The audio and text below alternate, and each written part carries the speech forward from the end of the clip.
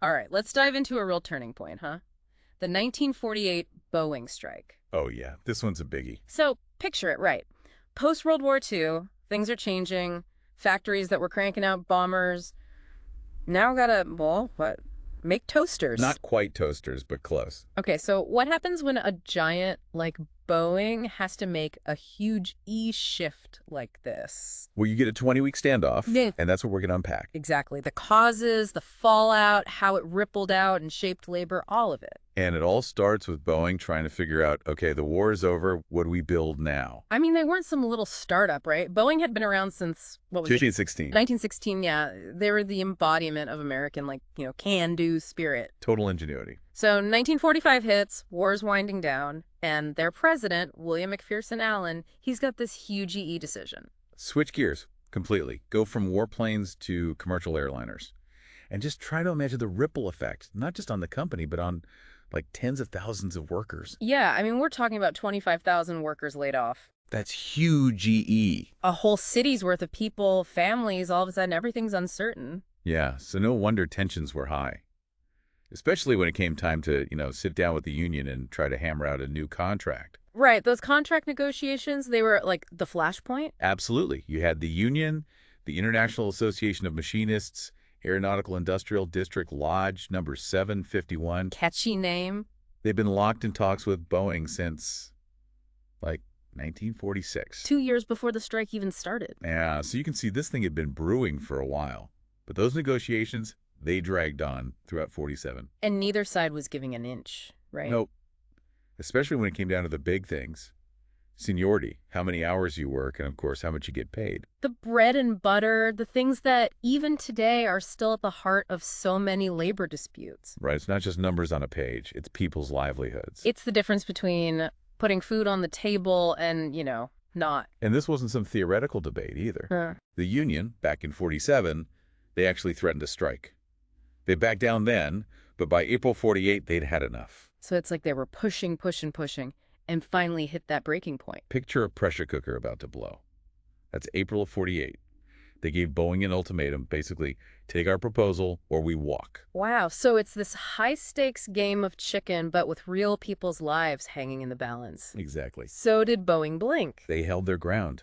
April 22nd, 1948, 15,000 workers walked off the job. That's the day the strike begins. 15,000 workers, that's what, like a small army? It was a sea of people. This wasn't just symbolic, though, right? This strike, it went on for, 20 weeks? A grueling 20 weeks. Can you even imagine the disruption, the impact of that? Oh, it was massive. And here's the thing. When it finally ended, September 13th, 1948, the union went back to work, but reluctantly. So why, after holding out for so long, would they cave? What was the turning point?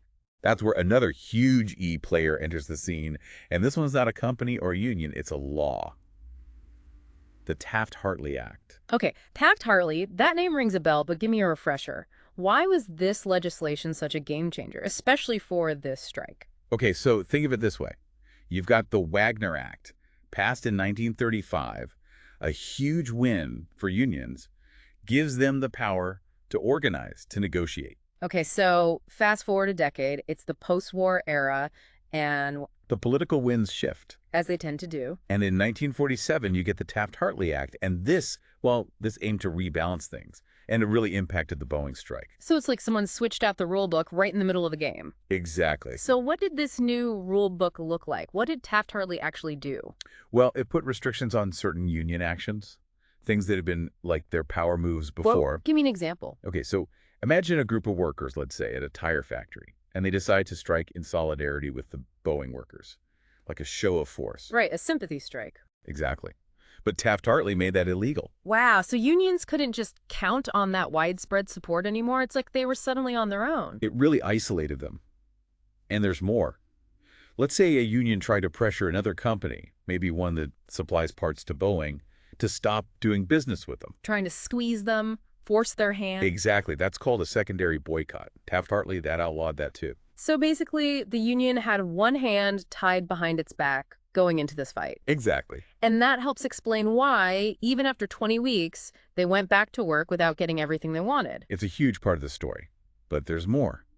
this Taft-Hartley Act, it also became a legal battleground. Oh, now this is where it gets juicy, right? Multiple court cases, all stemming from this one strike. Okay, I'm hooked. Tell me more. It all starts in '49. Boeing Airplane Co., L.A., National Labor Relations Board. So this is Boeing versus what, the government agency that deals with labor stuff? Right, the NLRB, National Labor Relations Board. See, they'd actually sided with the union. Said Boeing was doing some shady stuff, unfair labor practices. So for a minute there, it looks like the union might actually win this thing. Well, not so fast. What happened? The court ruled in favor of Boeing. Seriously? Their argument. The union hadn't dotted all their I's and crossed all their T's when it came to giving strike notice. And guess what made those rules so strict? Taft-Hartley, right. Bingo. So it's a technicality that brings the whole case down. This is getting more complicated by the minute. Legal battles. They often do. But wait, there's more. Hit me. 1950, another case pops up. Boeing Airplane Co.'s Aeronautical Industrial Dist, Ladge number 751. This one focuses on a letter Boeing sent the union just before the strike. A letter? A letter stating that their current contract, poof, gone, null and void. Hold on, was this like some legal maneuvering by Boeing? That's what the union argued. They said, hey, Boeing declared the contract null and void, which means we weren't bound by its no strike clause. So they were trying to use Boeing's own words against them. Clever. Right. A smart legal strategy. But did it work? You're going to tell me it didn't, aren't you? Nope. They appealed that 1950 verdict, but in '51, the court upheld the ruling, sided with Boeing, said the union violated Taft-Hartley again. Ugh, so it's defeat after defeat for the union.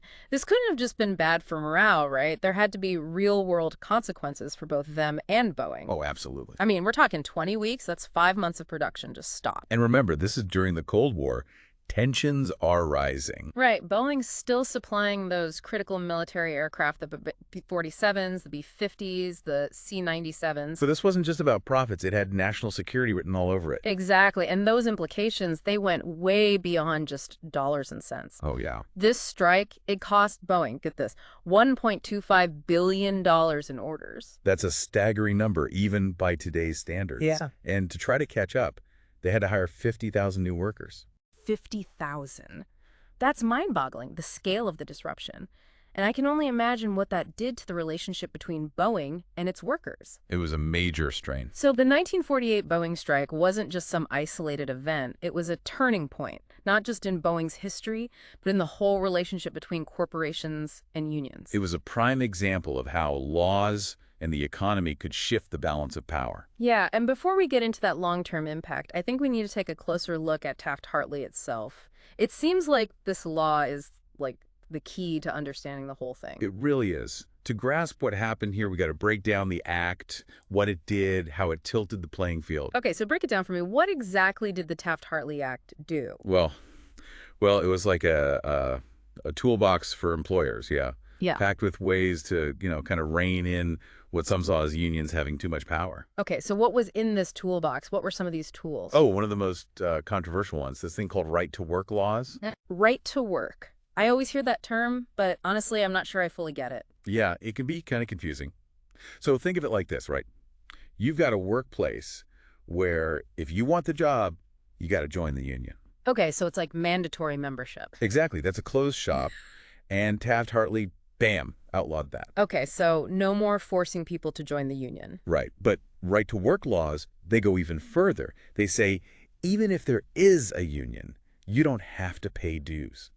Really? So even if the unions negotiated a great contract for everyone, you can just, like, enjoy the benefits without pay? That's the idea. I can see how that would cause some friction. Oh, it did, big time. Mm. Unions argued that this basically gutted their bargaining power. Yeah. I mean, if people can get all the perks without paying, why bother joining? Exactly. It's like a free rider problem. Yeah. And fewer members, well, that means less money for the union. Less money, less leverage at the negotiating table. So Taft-Hartley really did shake things up. It changed the whole landscape of labor relations, didn't it? It did. So how did this play out in the real world? Like, did it actually change the way companies and unions dealt with each other? No, the 1948 Boeing strike, that's a perfect example. See, before Taft-Hartley, unions, they could flex their muscles, right? With those secondary boycotts, sympathy strikes, all that. Right, like we were talking about before. Yeah, but Taft-Hartley, It clipped their wings, made them rethink how they did So things. it's like the game changed, the old playbook didn't work so well anymore. You got it. And what about for the companies? What did they learn from all this? Well, for them, that strike, it really drove home the cost of a long standoff. Yeah, 20 weeks, 5 months of lost production, that's gotta hurt. Oh, yeah. It pushed them to find better ways to talk to their workers, maybe avoid those kind of costly disruptions in the future. So both sides learned something, even if it was a painful lesson. Yep, it was a wake-up call to this new reality of labor relations. We've talked a lot about, Boeing, the union, the government, but what about the workers themselves? Those 15,000 people who walked off the job, what was it like for them? Yeah, their stories, they often get lost in the big picture stuff, the legalities, the economics. But these are real people with real lives. Exactly, imagine that, right? 20 weeks on strike, the money worries, not knowing what's going to happen, the strain on families. Yeah, it's hard to even wrap your head around it. Some probably felt empowered, standing up for what they believed in. Right, like they were making a difference. But others, I'm sure, felt resentful, maybe even betrayed. Yeah, it must have been a real mix of emotions. Oh, for sure. And did all those workers eventually go back to Boeing? That's what I was wondering. Most did. Hmm. But that experience, that had to leave a mark. Okay. And it wasn't just the workers either. What do you mean? Well, think about Seattle. Okay. Boeing, they were, and still are, huge EE there, right? So a 20-week shutdown, that had to ripple through the whole city. Oh, yeah, all those businesses that relied on those workers, the families trying to make ends meet, the whole community felt it. It wasn't just happening inside the factory. It was affecting everyone. And those legal battles we talked about, those weren't just abstract courtroom dramas either. Nope. They were about who had power, who had a voice, who got to decide the rules of the game. Exactly. So the 1948 Boeing strike, it's like this whole tapestry, right? Individual lives, corporate interests, the government stepping in, social values changing. It's a lot to untangle. It really is. But there's one more thread we got to pull on, and that's the lasting impact this strike had on the whole labor movement. Right. This wasn't just a one-off thing. This became a touchstone for future negotiations. So how did one strike in Seattle end up shaping the way unions and companies interacted across the country? Well, it set a precedent, for better or worse. In what way? The legal battles, the whole Taft-Hartley situation, it sent a message, Yeah. The ground rules were changing. Unions had to adapt, find new ways to do things. Exactly. The old tactics, they weren't working as well anymore. So in a way, the 1948 Boeing strike, it marked a turning point, but not necessarily a victory for labor. That's a good way to put it. It's not like unions disappeared or became powerless, but their strength, their ability to really make a difference for workers, well, that faced some new hurdles. The whole game had changed. The landscape had shifted legally, politically, and unions had to figure out how to navigate that new terrain. And this wasn't just some abstract shift. This had real consequences for workers all over, didn't it? Oh, yeah. Think about wages, benefits, the conditions you work in, all that stuff. Those bread and butter issues we were talking about. Exactly. Those things are often decided through collective bargaining, right? The union negotiating with the company. Right. So if unions have less leverage, well, workers feel that. So the legacy of this strike, it goes way beyond just Boeing or even the aerospace industry. Oh, yeah. It's about this whole relationship between labor and capital, a relationship that, honestly, we're still grappling with today. We are, aren't we? And that brings up a big question. How do we understand events like this in today's world? A world where technology is changing everything about work, where globalization is reshaping industries, where what it even means to be employed is evolving. Yeah, it's like we're looking through this lens of history to try to make sense of where we are now, maybe even where we're headed. Exactly. The past isn't just a bunch of dates and names in a textbook. It's a way to understand the forces that have shaped our world, the forces that are still at play today. It's about understanding the choices we make now. Exactly. It's wild, right? Something that happened, what, over 75 years ago, this Boeing strike, and it still feels so relevant today. It does, doesn't it? It's like a reminder that this fight for fairness, fair wages, safe working conditions, a voice on the job, that story's still being written. Oh, absolutely. And what's really striking is how this 1948 strike, it's like a preview of so many of the challenges that workers face today. Like what? Give me an example. Think about Taft-Hartley, right? How it limited union power. Well, today we see similar efforts to weaken unions to chip away at worker protections. It's like history's rhyming, not repeating exactly, but echoing those same themes. Exactly. This push and pull between labor and capital, it's a constant. And then you've got technology. Right. Back then, it was Boeing going from warplanes to commercial jets. A huge shift, yeah, led to those layoffs, all that uncertainty. And today? Well, today we're in the middle of another technological revolution. Automation, artificial intelligence, all that stuff. It's transforming industries. And yeah, it's displacing workers. It's that feeling of like the ground shifting beneath your feet, not knowing what the future holds. Exactly. And in times like these, well, understanding the past, it can be really valuable. More than just interesting trivia, right? Oh, yeah. By looking at how workers and unions responded to those past challenges, I think we can get some insights into how to navigate, all the complexities we're dealing with now. So it's not just about knowing history, it's about applying those lessons. Exactly. And the 1948 Boeing strike, I think one of the biggest takeaways is the importance of solidarity. Okay, unpack that for me. Well, before Taft-Hartley, unions could rely on those sympathy strikes, secondary boycotts, all those tools that amplified their power. Right, like we talked about before.